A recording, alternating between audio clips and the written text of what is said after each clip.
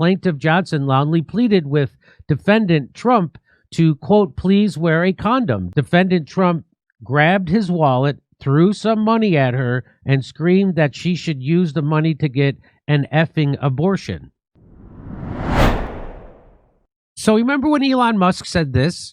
Time to drop the really big bomb. Real Donald Trump is in the Epstein files. This is the real reason they have not been made public. Have a nice day. I think the real reason they have not been made public is because he's told not to make them public by Benjamin Netanyahu and the AIPAC lobby and whoever pulls their strings. I think that's why. And certainly Miriam Adelson, who gave him $250 million, doesn't want these because it ties right back to Israel. And nobody, and we all know this now. And so there it is. Remember that? So hey, Jeffrey Epstein, never heard of him. So there he is. There's Jeffrey Epstein. There's a bunch of, so that doesn't mean anything. And here's a picture of not even remotely as bad as stuff that it's just is said in the files. Yeah. Yeah. So I'm going to read you some of the files. By the way, I certainly do miss his old Sunday morning comic strip, Don's World, with those insightful little one-framers, but that was a sweeter, more innocent time. But anyway, here, I'll read this to you. Okay, let me read this to you. So I personally witnessed defendant Trump telling the plaintiff that she couldn't ever say anything, and if she didn't want to disappear like the 12-year-old female redacted, and that he was capable of having her whole family killed. After leaving the employment of Mr. Epstein in year 2000, I was personally threatened by Mr. Epstein that I would be killed and my family killed as well if I ever disclosed any of the physical and SA abuse of minor females that I had personally witnessed by Mr. Epstein or any of his guests. I'm coming forward to swear to the truthfulness of the physical and SA abuse that I personally witnessed on minor females at the hand of Mr. Trump and Mr. Epstein, including the plaintiff, during the time of my employment from the years 1990 to 2000 for Mr. Epstein. I swear to these facts under penalty of perjury, even though I fully understand that the life of myself and my family is now in grave danger. I declare under penalty of perjury that the foregoing is true and correct. Tiffany Doe. That was June 18th, 2016. That's in the files. Wait, that's before he was the president of the United States, isn't it? Or is it? Yes. Uh-huh. Yeah. Wait, that's really weird. That's a strange date. That's like almost like this has been an ongoing thing. Hey, it sounds just like the Franklin scandal where they told us all about those other Republican politicians and the Democrat ones, and it went nowhere. And Hunter S. Thompson. And the reports are just they look just like this. This is one small piece of a very big pie. Of a whole very thing. big. So again, there's 3 million documents that they dropped. Guess what? There's 3 million more that they haven't dropped. Yeah. So this is just, again, this is... Is it because they're protecting us from those? They're protecting us. So this is still not even the stuff that they really want to hide from you. So the stuff that's been dropped is the stuff that they're like, okay, I guess we could give them this. And this is part of it. And here's some more. Here's some more that involves Trump. Trump, who then proceeded to forcibly grape a plaintiff. Johnson, during the course of the savage attack, plaintiff Johnson loudly pleaded with defendant Trump to, quote, please wear a condom. Defendant Trump responded by violently striking plaintiff Johnson in the face with his open hand and screaming that he would do whatever he wanted as he refused to wear protection. After achieving orgasm, the defendant, Donald J. Trump, put his suit back on, and when the plaintiff, Katie Johnson, in tears, asked defendant Trump what would happen if he had impregnated her, defendant Trump grabbed his wallet, threw some money at her, and screamed that she should use the money to get an effing abortion. Oh, great socialism. So this is when Musk, that's funny. So when Musk tweeted that out, he knew what he was talking about. He wasn't. I couldn't imagine that Elon Musk would make up something that big and then tweet it out publicly, that if it was made up, because he's opening himself up to a lawsuit.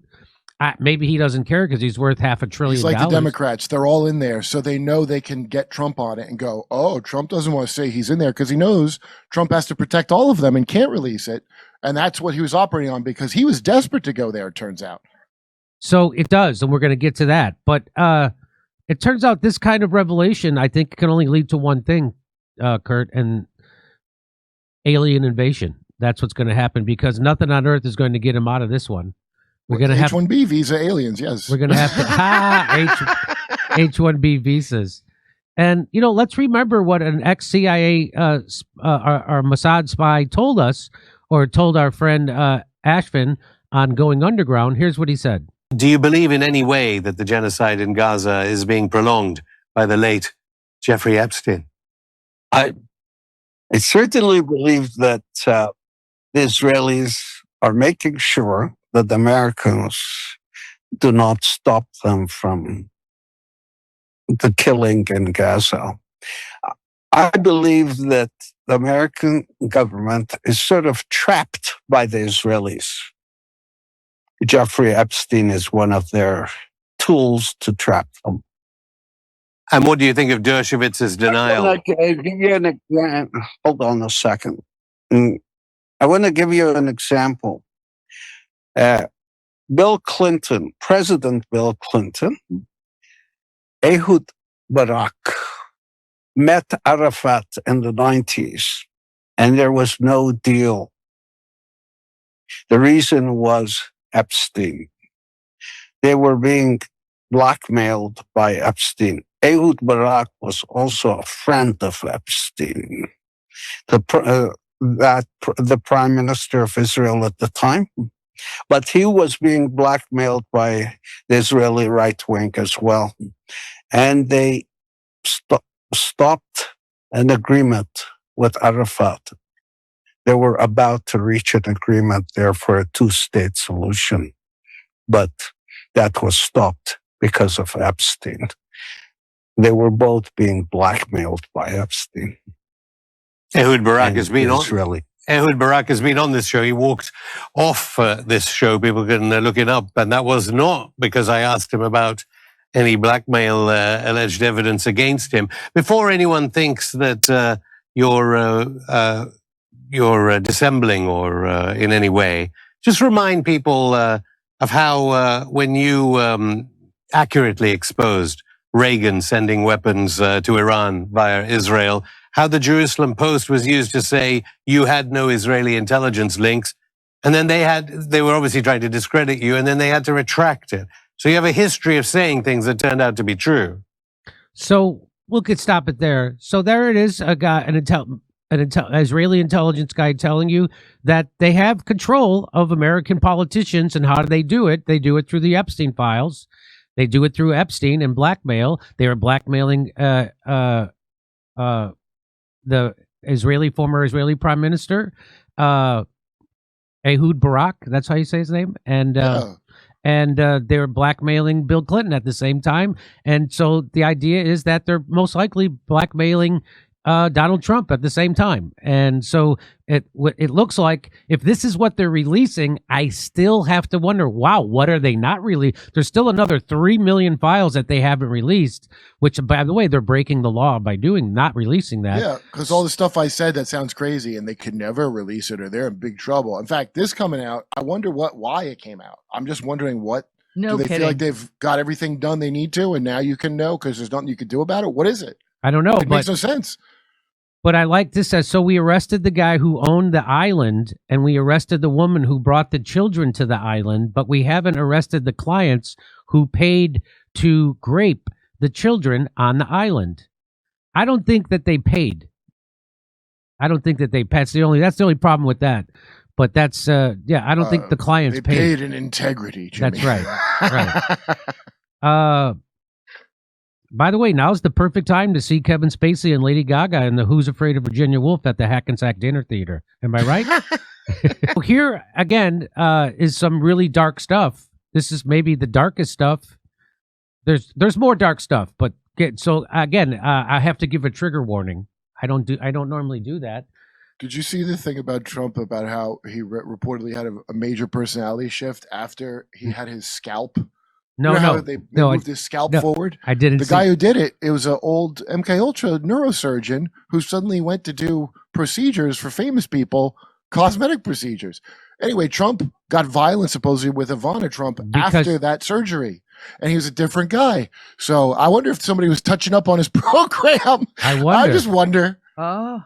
So here's some more dark stuff. I'm going to read it to you. And if you're easily triggered, you should not watch this. Online complainant reported she was a victim and witness to trafficking ring at the Trump golf course in Rancho Palos Verdes, California, between 95 and 96. Complainant reported Ghislaine Maxwell as the madam and broker for the parties, clients of whom include Epstein, Robin Leach, and Donald Trump. Complainant reported participating in orgies that some girls went missing, rumored to have been murdered and buried at the facility. Complainant reported being threatened by Trump, then head of security, that if she ever talked of what went on there or who she saw, he would end up as a fertilizer for the back nine holes like the other CUNTSs. Complainant claims to have video of high-profile parties, dealings with cartels, and having witnessed Robin Leach strangle a young girl to death at a party. Donald Trump, the president, had parties at Mar-a-Lago called Calendar Girls. Jeffrey Epstein would bring the children in, and Trump would auction them.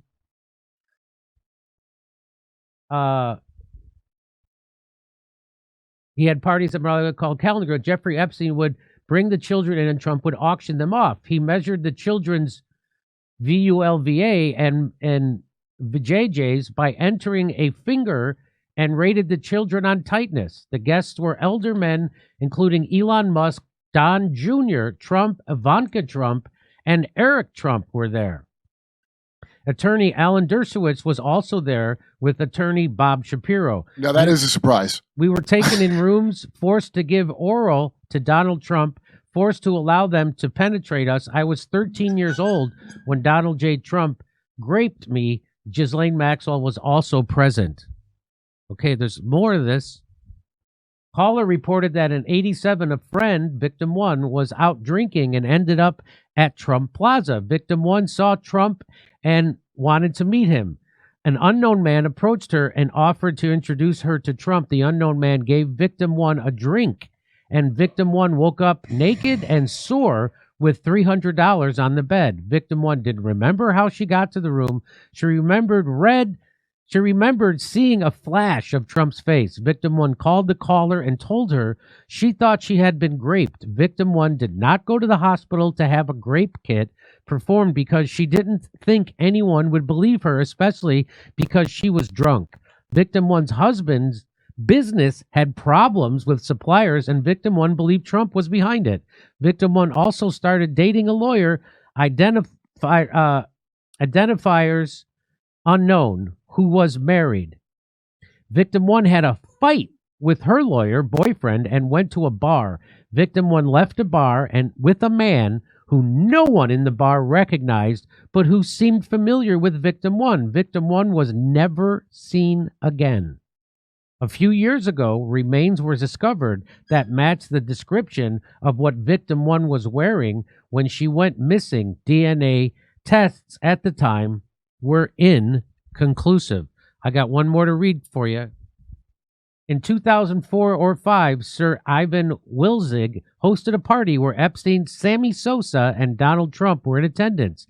Patti LaBelle's PR agent stood at the door. At the party, caller met an individual who was approximately 18 to 23 years of age, who was brought from Oklahoma for a modeling job, but then sold to a man in France.